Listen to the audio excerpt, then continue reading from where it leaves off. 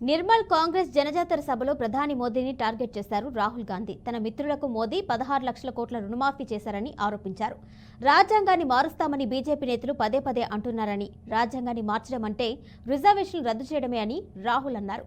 అటు తెలంగాణలో కాంగ్రెస్ ప్రభుత్వం ఏర్పడిన తర్వాత 100 రోజుల్లోనే 6 గ్యారంటీల్లో 5ని అమలు చేశామన్నారు. 15 ఆగస్టు నాటికి రైతులు 2 లక్షల రూపాయల రుణమాఫీ చేస్తామన్నారు. जो चुनाव हो रहा है, ये दो विचारधाराओं के बीच में चुनाव हो रहा है। एक तरफ कांग्रेस पार्टी जो कॉन्स्टिट्यूशन को, संविधान को बचाने की कोशिश कर रही है, इस किताब की रक्षा कर रही है, और दूसरी तरफ बीजेपी और आरएसएस जो इस किताब को, संविधान को, आपके हक को खत्म करना चाहती है। ఈ దేశంలో జరుగుతున్నటి యుద్ధం రెండు సమూహాల మధ్య యుద్ధం.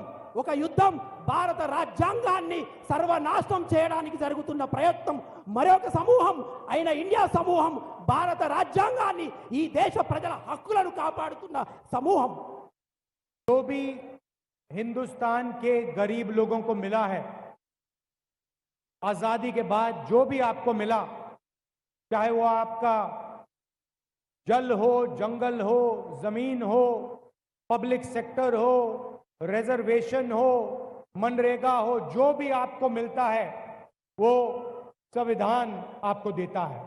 ఈ దేశ వనరులైనటువంటి ఈ దేశ ప్రజలకు దక్కుతున్న ప్రతి సౌకర్యం, అది జంగల్, జమీన్, నీరు గాని, భూమి గాని, మీ హక్కులు గాని, మీ ఉద్యోగాలు గాని, ప్రతి ఒక్కటి ఈ భారత రాజ్యాంగం ద్వారా ఈ దేశ ప్రజలకు అందుతున్నాయి.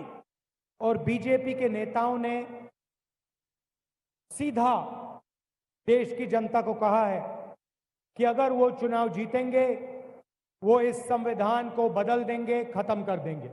బీజేపీ నాయకులు ఈ దేశ ప్రజలతోని చాలా డైరెక్ట్ గా ఒక విషయం చెప్పారు, మేము అధికారంలోకి వస్తే ఈ భారత రాజ్యాంగాన్ని తొలగిస్తామని. और अगर संविधान खत्म हो जाएगा तो रिजर्वेशन खत्म हो जाएगा। భారత రాజ్యాంగం ఏ రోజైతే తొలగిస్తారో ఈ భారతీయులు అనుభవిస్తున్నటువంటి రిజర్వేషన్లు కూడా వెళ్ళిపోతాయి. बीजेपी चाहती है कि पिछड़ा वर्ग, दलित वर्ग, आदिवासी वर्ग आगे ना बढ़े, पिछड़ा रहे. బీజేపీ అనుకుంటుంది ఎప్పుడు ఈ దేశంలో ఉన్నట్టు వెనుకబడిన కులాలు, బీదలు, దళితులు, గిరిజనులు వాళ్ళ హక్కులు లాక్కోవాలని, వాళ్ళను వెనుకకు ప్రాలదోలాలని.